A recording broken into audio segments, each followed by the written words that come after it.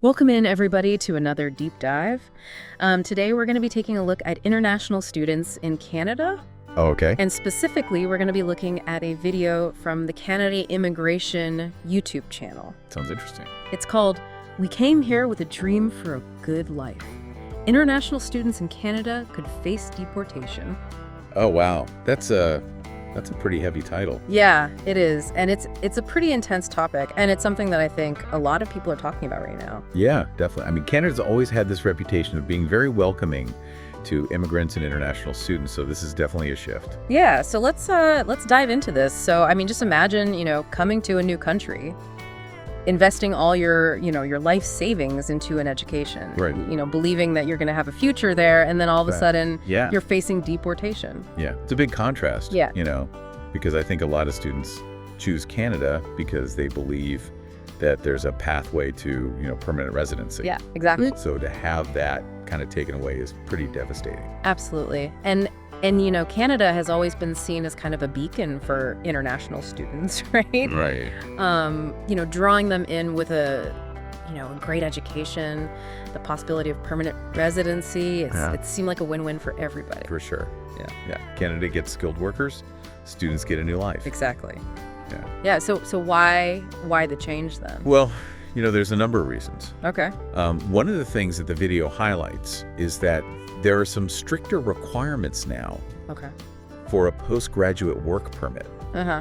So, I don't know if you remember, the post-graduation work permit program used to be, pretty straightforward, Yeah. for students to get some work experience after they graduate. But now they've kind of made it stricter.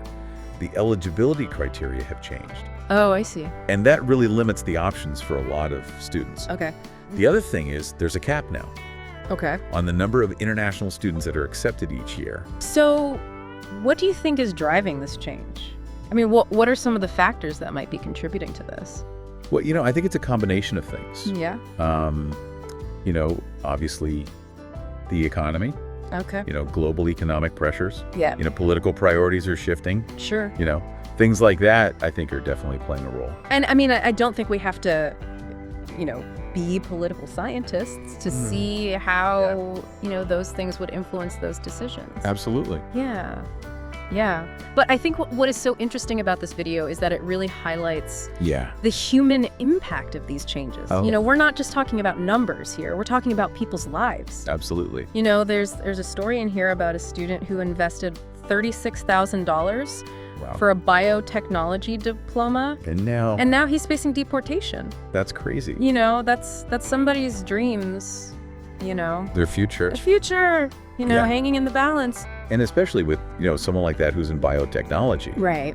Those skills are in high demand. Yeah. And to lose someone like that, that could be bad for Canada's, biotech industry. Exactly. And then you have, another story about an automotive technician Right. who his work permit expired, Oh, wow. and now he's stuck relying on a visitor visa. So you can't work. Yeah, he can't legally work. Right. And the video even shows Yeah. student protests at a tent encampment in Beepton. Really? It's a desperate situation. It is. And I think it speaks to the fact that, when you're on an expired visa, Yeah. you're in limbo. You're in this really precarious position. Right. You can't work legally. Yeah. And, in a lot of cases, you lose access to healthcare and other social services. Yeah. You're very vulnerable. It's really disheartening to see. Yeah. And these students are not just, sitting back and taking this. Yeah. They're making their voices heard. They're protesting. They're protesting. Yeah. They're demanding changes. Like what kind of changes? Well, they want to see work permits extended. Okay. So, right now it's like 3 years. They Wow. want to see it extended to 5 years. Okay. They also want the government to honor that initial promise Right. of a clear path to permanent residency. Which makes sense. Yeah. I mean, they came here with that understanding, Exactly. and now it seems like the rules have changed. Right. And I think, one of the things that this really highlights is this erosion of trust. Totally. These students made these huge life-altering decisions Yeah. based on, a set of expectations. Mm-hmm. And now those expectations are shifting. They're being pulled out from under them. Exactly. And it really makes you question Canada's reputation For sure. as being this welcoming destination for international students. Especially when, Canada's trying to compete for global talent. I mean, other countries are offering, more stable pathways to residency. Exactly. And it's not just about reputation either. Right. The video even mentions that Sheridan College has had to suspend 40 programs and lay off staff because of lower enrollment. Because of the changes. Yeah, because of these changes. I mean, that's a huge impact. Yeah, it's huge. And it's not just Sheridan College. I mean, it's other institutions as well. Yeah, and I think that's a point that a lot of people overlook, is that, when you have these changes, it affects the education system. Right. It affects Canada's workforce pipeline. Exactly. We're talking about fewer international students, which means fewer graduates. To fill these jobs. Fill those jobs. Yep. And that could have, a long-term impact on Canada's economy. Absolutely. So it's not just about immigration. Yeah. This is about education, the economy, the future of Canada's workforce. It's all connected. Yeah. It really is. So we've talked about, the changes, the protests, the potential consequences. Right. But now I think we need to look at, how is the Canadian government responding to all of this? Yeah, that's a good question. They can't just ignore this, right? No, definitely not. I mean, this is a pretty significant situation. It is, yeah. So how is the Canadian government responding to all this? Well, the video does touch on that a bit. Okay. They mention the immigration minister, Mark Miller. Uh-huh. And he's been pretty vocal about defending these changes. Oh, really? Yeah, he's saying that they need to, manage immigration levels. Okay. Address economic pressures and all that. Yeah, I mean, I can see how people would agree with that, Right. especially if they're, concerned about housing shortages or competition for jobs. Absolutely. But what about the students who feel like they've been, kind of misled? Right. I mean, how do you address that sense of betrayal? Exactly. They came here with a certain expectation. Right. And now it's like the rules have changed. So what is the government doing to, kind of address those concerns? Well, along with defending the policy changes, they're also emphasizing enforcement. Okay. So like tracking residents with expired visas, making sure that they leave the country. So it's like a tough on immigration kind of stance. Kind of, yeah. It's like they're trying to send a message Right. that they're serious about these new rules. I guess it's a tough situation, right? It is. It's a really tough situation. Because on the one hand, they have to manage the economic and social impacts of immigration. But then on the other hand, You have to be fair. you have to be fair to the people who Correct. you've invited into your country. Yeah, and who have invested so much. Exactly. And it's, it's almost like this clash Yeah. of two competing narratives, Right. like Canada as this welcoming, inclusive nation versus Canada as a country that's prioritizing Its own citizens. its own citizens and economic stability. Exactly. And I think that's a tension that a lot of countries are facing Right. in today's world. Especially with, Globalization is. globalization. Yeah. Yeah. So it's not a simple issue. No, it's not. But I think what's interesting is that the students in the video, they're not just, complaining. Right. They're actually proposing solutions. Like what kind of solutions? So they're talking about extending the duration of work permits. Okay. Like we said before, it's 3 years. Right. They want to see it extended to 5 years. Okay.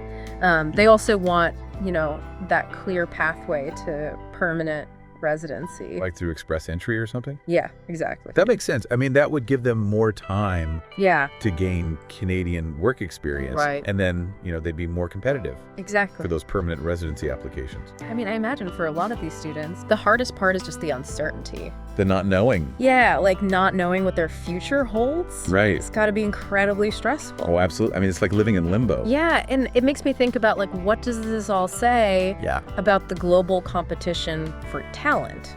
That's a great question. I mean, Right. if Canada's not careful, Right. they could lose out To other countries. to other countries, who are offering, Yeah. more stable pathways. And more certainty. More certainty, exactly. Yeah. But I think it's important to acknowledge Yeah. that the video does present the government's perspective as well. Okay.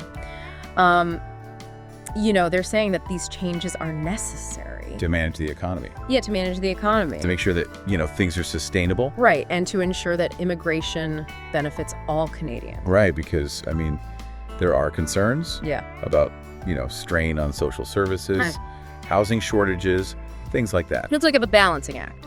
It really is. How do you balance the needs of the students? The needs of the country. The needs of the country, yeah. It's a tough one. It's a really tough one. It is. So, okay, we've talked about the government's response, the ethical considerations, the broader implications for Canada's, global standing. Right.